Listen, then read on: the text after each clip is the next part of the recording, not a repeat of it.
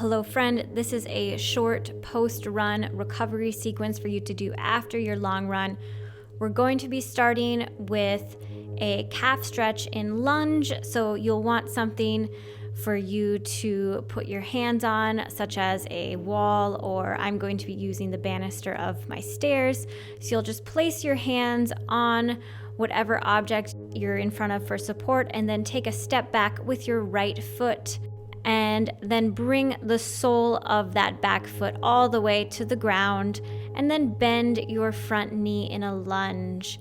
And we're stretching out the back of the calf and the ankles here. You can gently pulse the front knee back and forth, just kind of easing in and out of that stretch.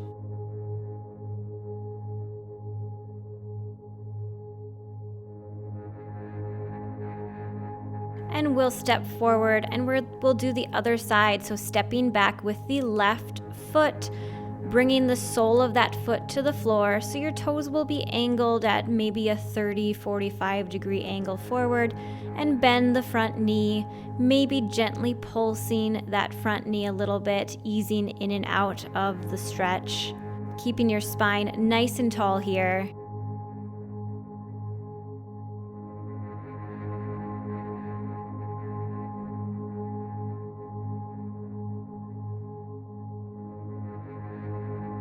And stepping forward. Next, we're going to move through a squat. This is just transitional, so if your knees and your hips are saying no thank you to this, feel free to just come to a seat on the floor. Your feet can be hip distance or even wider. Your toes can face forward or point out the way mine are, and you're going to bring your hands into a prayer shape in front of your heart and lower your hips down through your knees, pressing your elbows into your knees, knees into your elbows, keeping your spine nice and tall. And then just lowering all the way to the floor into a seated position. And our next posture is a seated twist, and I'm going to show you 3 different variations for this posture. For the first variation, you'll sit up with your spine nice and tall and your legs extended. You'll bend your right leg, bringing the sole of your foot to the floor as close to your pelvis as is comfortable. And your right foot can be roughly in line with your hip or a little wider if that's more accessible for you. From here, you'll bring your right fingertips behind you. Inhale as you extend your spine, and exhale as you bring your left hand to the outside of your right shin and gently twist towards the right and perhaps look over your right shoulder. For the second variation, you'll extend both legs, then bend the right foot and bring the sole of your right foot to the outside of your left thigh, so your knee crosses over your left leg.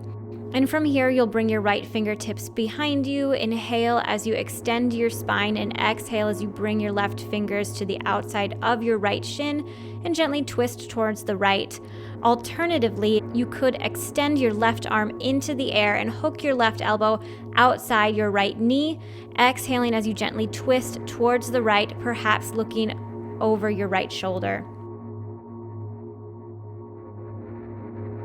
And for the third variation, we'll cross our right foot and place the sole of the foot on the outside of the left thigh like we did in the second variation.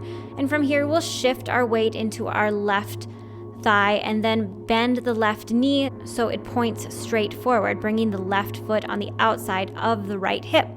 From here, bring both hip points back to the floor and sit up nice and tall. Place your right fingertips on the floor and either bring your left hand to the outside of your right shin or extend your left arm into the air, gently twisting, and hook your left elbow outside the right knee. Wherever you are, we'll inhale as you extend your spine and exhale as you gently twist, perhaps looking over your right shoulder. And from here, we'll do the other side, taking whatever variation you took on the first side, either bending your knee and bringing the sole of your foot in front of you, roughly in line with your hip, or even a little wider, or taking that variation except crossing your left foot over your right thigh, bringing your hand to the outside of the shin, or hooking your elbow to the outside of the knee. And gently inhale as you extend your spine towards the ceiling. Exhale, gently twist, perhaps looking over that shoulder.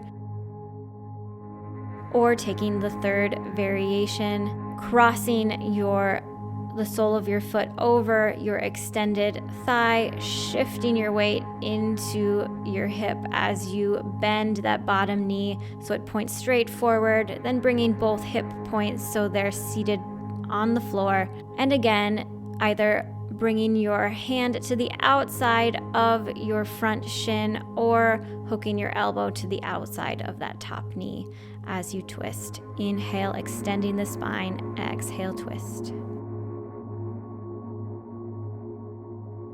And one more breath wherever you're at.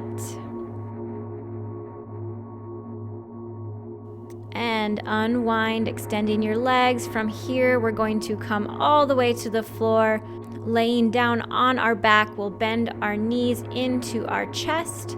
Bringing our knees in towards our chest, give yourself a little squeeze, and then widen your arms to a large T or a cactus shape and bring both knees to the floor.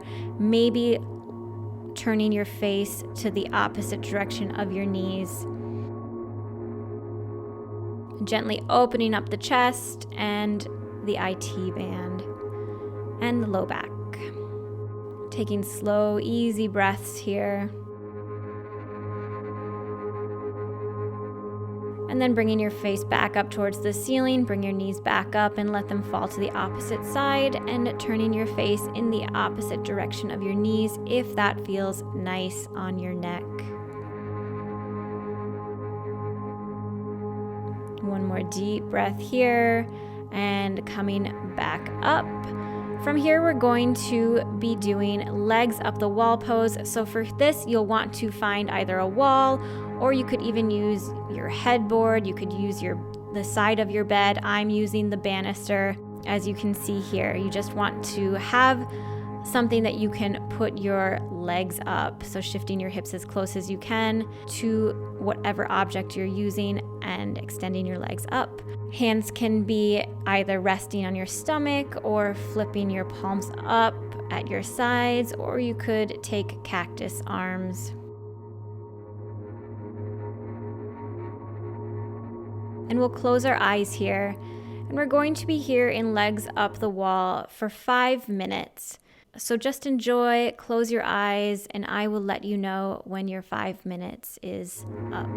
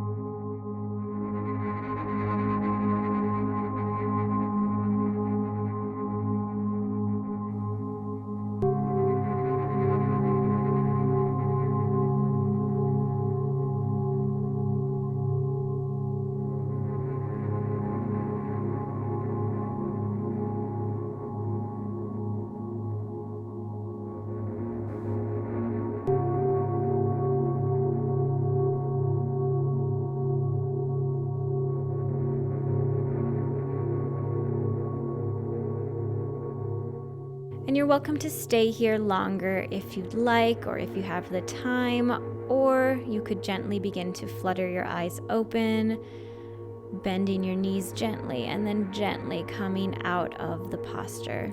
Great work today. Good job getting through this recovery sequence. Rest and recovery are so important. So be proud of yourself and have a great rest of your day.